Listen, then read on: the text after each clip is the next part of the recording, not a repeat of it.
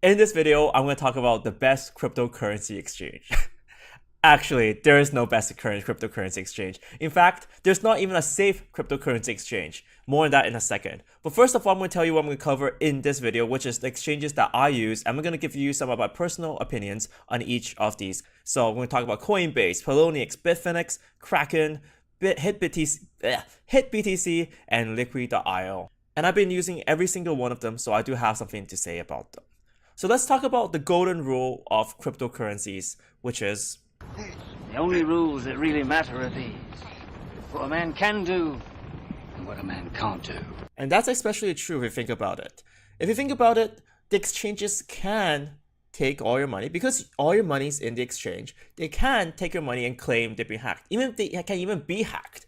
And that's happened to Bitfinex, that's happened to Mt. Gox, it's happened in the past. And because of the way cryptocurrency works, there's very little law enforcement can do if they hypothetically take all your coins. And that is why none of these cryptocurrency exchanges are actually good, and none of them are actually safe, because you can never guarantee that you can get your money back from them. And this has happened to me in the past before.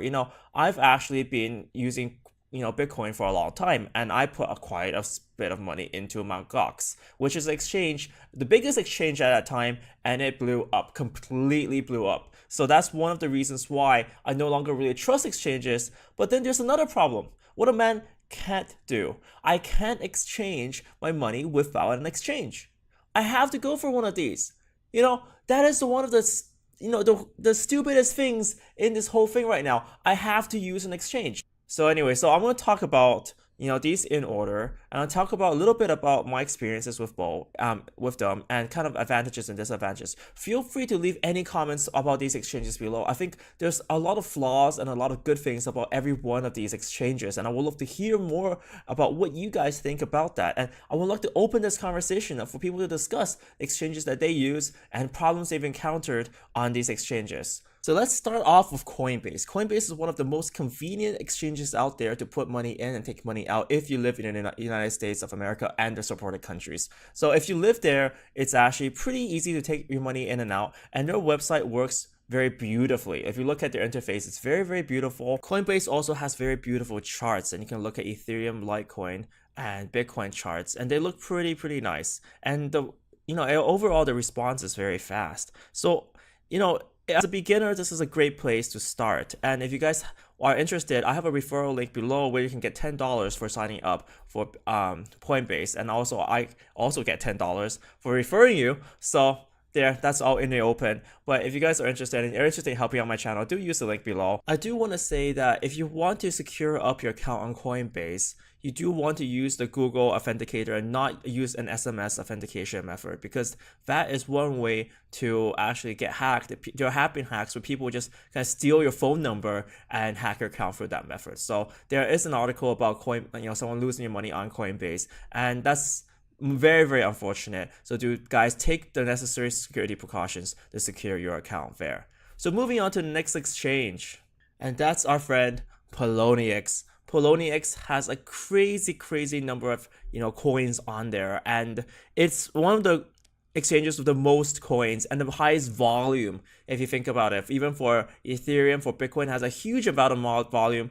Of course, with Poloniex, you can't actually use US dollars directly. You actually must use US dollar tethers, and these, whilst they're more or less one-to-one in terms of value, the tethers actually don't guarantee a US dollar. I think it's extremely important to point that out to a lot of people, because they don't understand the tether system, and the tether system is just a way of representing a US dollar, but there's absolutely no guarantees there. But of course, recently we saw a drop when people were afraid that the tether was not going to be worth much, or there's potential for a hack. But right now we actually see tethers actually going up in value. It's actually worth more than a US dollar because people can start using it on trading it on Poloniex. So it's kind of interesting to see the dynamic there, and it's interesting to point things out. Poloniex has the worst it doesn't have the worst, but it has quite bad customer service. I mean, I've been trying to verify my account for the past, I think, 2 months, and I still haven't gotten verified yet. And it's all in there, and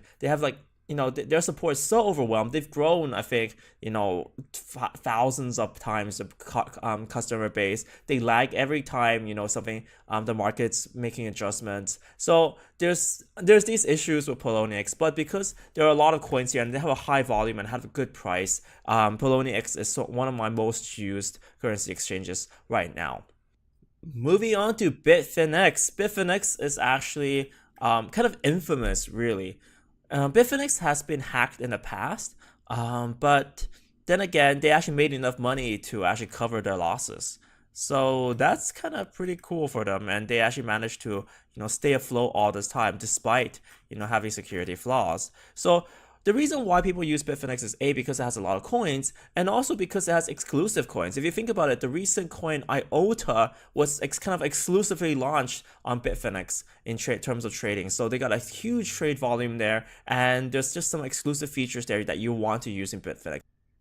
Next up is HitBTC. So HitBTC is kind of an interesting exchange I was introduced to recently. It has different coins, and I was introduced to it through Bancor. So they started trading Bancor before every other exchange for these IOUs for Bancor. So that was kind of interesting. I was just surprised that they managed to trade that. But the deal was that, if you bought tokens through HitBTC, they gave you these IOU tokens that you can start trading before the actual Bancor token was tradable. So that gives them an advantage, and it seems like it's quite a stable exchange so far. I don't have much to really say about them. I've only been using them for a week, but it's interesting how their business strategy works. So they kind of get users by literally offering something that's completely unavailable on the market. And last but not least, it's our friend Liquid.io. So Liquid.io has a very clean interface, and I was introduced to it because it's got waves and it's got the BAT token on offer for trade. So these tokens were not found on Poloniex, so I had to go to one of these exchanges to trade it. And Liquid.io has more coins and everything. Like it's got a few coins, it's got the troll box there, it's a working exchange, and they're efficient. But there are some small problems with the user interface. For example, here, I didn't know that I can scroll down and start finding coins. So there's a minor flaw there, but I would still use it for BAT and for Waves token just because it's available here. So there we go.